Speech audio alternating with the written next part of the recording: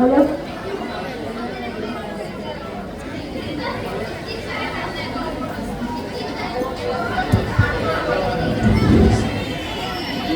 അനുദിനം നൂതന പ്രവർത്തനങ്ങൾക്ക് വിധേയമായി കൊണ്ടിരിക്കുന്ന ഈ ആധുനിക കാലത്ത് കേരള സംസ്കാരവും ഏറെ മാറിയിരിക്കുന്നു.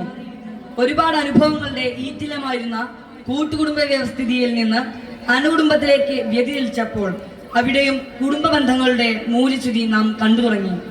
കുടുംബ ബന്ധങ്ങളിലെ പാളിച്ചകൾ പ്രമേയമാക്കി ഞങ്ങളിതാ നിങ്ങൾക്ക് മുന്നിൽ അവതരിപ്പിക്കുന്നു നാടകം വാർദ്ധക്യം ഒരു ശിക്ഷയോ.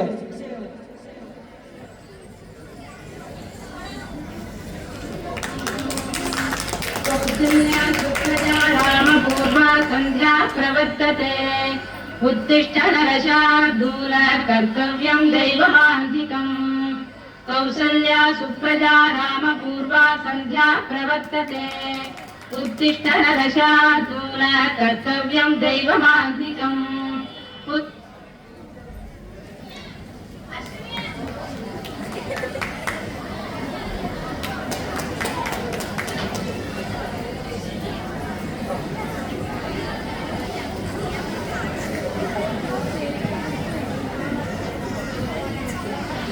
നേരെ ഒരുപാടായി. ഈശ്വരാ,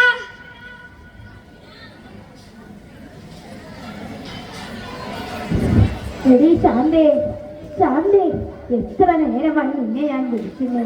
നീ എന്തെടുക്കുവാടി? ഒരു തുള്ളി വെള്ളം കിട്ടാതെ എന്റെ കണ്ട വരണ്ട്.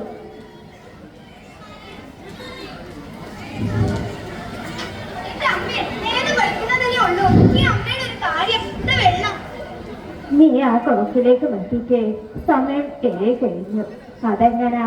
ഇപ്പോഴത്തെ 7 മണിക്കും നേരം പഠിക്കില്ലല്ലോ. നിന്റെ മരുമോൾ എന്തേടി? അവൾ കേൾക്കണ്ട പോലും. 9 മണിക്ക് ഓഫീസിൽ പോകേണ്ട പെണ്ട. ഇതുവരെ അവൾക്ക് നേരം വെളുത്തിട്ടില്ല.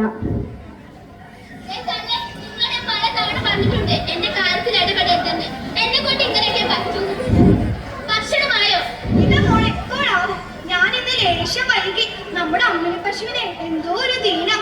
കഷ്ടം തന്നെ. എത്ര തവണ പറഞ്ഞിട്ടുണ്ട് ആ പശുവിനെ ഇവിടെ നിന്ന് വിറ്റൊഴിവാക്കാൻ. എനിക്കാണെങ്കിൽ നോക്കിച്ച് നീറ്റുകൊള്ളതാ.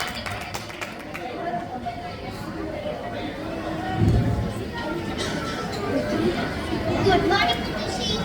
ഗുഡ് മോർണിംഗ് മോളെ.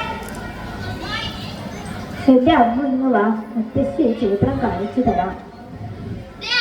നിന്നോട് ഞാൻ പല തവണ പറഞ്ഞിട്ടുണ്ട് ആ തള്ളയുടെ മടി പോയിരിക്കരുതെന്ന്. ഒരു വൃത്തിയുമില്ലാതെ ഏത് നേരം തൈലത്തിന്റെയും കഷായത്തിന്റെയും.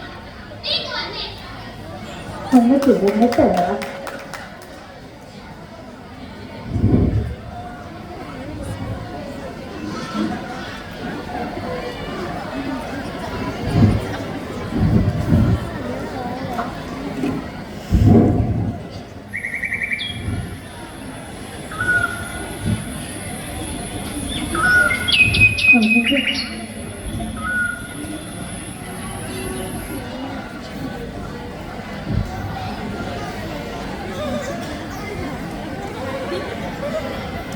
എന്നാലും എന്റെ അമ്മയെ, നിനക്ക് എന്താ പറ്റിയേ?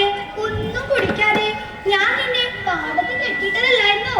നീ അവിടുന്ന് വല്ലതും തിന്നോ?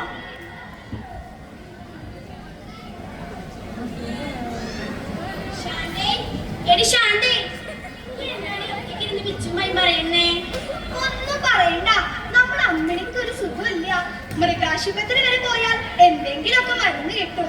പക്ഷെ അതെന്റെ മരുമോൾ അറിഞ്ഞാ മതി. പിന്നെ അത് മതി ഇന്നത്തെ അംഗത്തിന്. നിനക്കറിയാലോ, പണ്ട് എത്ര ആടും പശു ഉണ്ടായിരുന്ന വീടാ. ഇപ്പൊ കയ്യും കാലും പിടിച്ചിട്ടാ അമ്മയെ ഇവിടെ നിർത്തിയിരിക്കുന്നേ.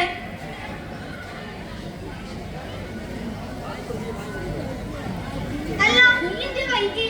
ഒന്നുമില്ല ശാന്തേ, മനസ്സിനൊരു ബേജാറ്. അതിപ്പോ അങ്ങനെ തോന്നാൻ? പെരയിലും മോനും മരുമോളും കൂടി എന്തൊക്കെ പറയുന്നുണ്ട്. വൃദ്ധസദനമെന്നോ ശരണാലയമെന്നോ എന്തൊക്കെയെന്നാവോ. ഏക്കർ കണക്കിന് സ്വത്തുണ്ടായ ഹാജിയുടെ ബീവിനെ ശരണാലയത്തിലേക്ക് അമക്കാനോ? എന്താ ഞാനീ കേൾക്കണേ? ഹാജിന് പോയതോടെ ഞാൻ എന്റെ മക്കൾക്ക് ഒരു അന്യായില്ലേ.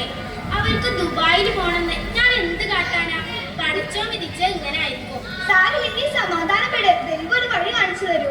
നാളെ വന്നില്ലെങ്കിൽ കൂട്ടിക്കോ. ഞാൻ ശരണാലയത്തേക്ക് പോയിന്ന്. എന്നാ ഞാൻ പോയി പെരയിൽ കുറെ പണി കൊടുക്കുക.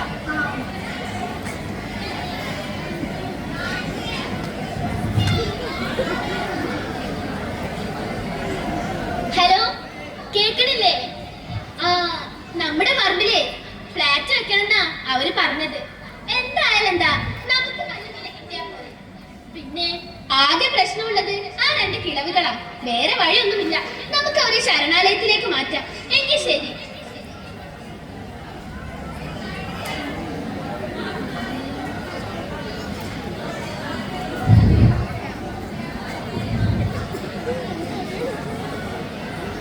അമ്മേ, നാളെ നമുക്ക് ഈ മണ്ണ് വിട്ട് പോകേണ്ടി വന്നാൽ നമുക്കറിയോ? ഞാനത് നിരീച്ചു. ഖദീജയെ പോലെ ഞങ്ങളും പെരുവഴിയിലാവില്ലേ മോളെ. ശിവ ശിവ, കണ്ണടയ്ക്കും വരെ ഇവിടെ കഴിയാൻ അനുമതി തരണേ ഭഗവാനെ. രണ്ടുപേരും വേഗം പോയി റെഡിയായി. നമുക്കൊരിടം വരെ പോകാനുണ്ട്. ഈ പറമ്പിലെ മണ്ണിൽ പഠിക്കണമെന്നാണ് എൻ്റെ ഉള്ളിൽ മോളെ. കുറച്ചു കാലം കൂടിയല്ലേ ഉള്ളൂ. ഞങ്ങൾ പോയാൽ അമ്മണിയുടെ കാലം കഷ്ടത്തിലാവും. അമ്മോളെ കാണാതെ ഞങ്ങൾ എങ്ങനെയാ കഴിയാ? മുത്തശ്ശി വിശദിക്കേണ്ട. മുത്തശ്ശിയുടെ കൂടെ ഞാനും വരും. അമ്മു, നീ വരണ്ട. മുത്തശ്ശി, ഞാൻ പുതിയ വീട്ടിലാക്കാൻ പോവാ. അവിടെ ഇവർക്ക് കുറെ കൂട്ടുകാരും ഉണ്ടാകും. അവിടെ ഇവർ സുഖമായി കഴിഞ്ഞോളല്ലോ. മമ്മിക്ക് വയസ്സായാൽ ഞാൻ മമ്മിയെയും അവിടെ കൊണ്ടാക്കും. അപ്പൊ മമ്മിക്കും അവിടെ സുഖമായി കഴിയാമല്ലോ. വിദഗ്ധരെ കൊയ്യോ, പഴത്തിലെ വീണത് കണ്ട് പത്തില തിരിക്കേണ്ട. ഇന്ന് ഞാൻ, നാളെ നീ. അമ്മ വിഷമിക്കേണ്ട. എനിക്ക് ജീവനുള്ളിടത്തോളം കാലം ഞാൻ അമ്മയെ പൊന്നുപോലെ നോക്കും. ഒരു കുഞ്ഞ് ഉദരത്തിൽ പിറവിയെടുക്കുന്നത് മുതൽ അച്ഛനമ്മമാരുടെ ലോകം ആ കുഞ്ഞാണ്. തന്റെ ആയുസ്സും അധ്വാനവും മക്കൾക്കായി മാറ്റിവെക്കുന്ന രക്ഷിതാക്കൾ വാർദ്ധക്യം എത്തുമ്പോൾ മക്കൾക്ക് ഭാരമായി തീരുന്നത് എങ്ങനെ? വർദ്ധിച്ചു വരുന്ന വൃദ്ധസദനങ്ങൾ കേരള സംസ്കാരത്തിന്റെ ഭാഗമായതെങ്ങനെ? നാം ചിന്തിക്കേണ്ടതുണ്ട് കൂട്ടരെ. വൃദ്ധജനങ്ങളോട് സ്നേഹത്തോടും കാരുണ്യത്തോടും കൂടി പെരുമാറാൻ നമുക്കേവർക്കും കഴിയട്ടെ. നന്ദി, നമസ്കാരം.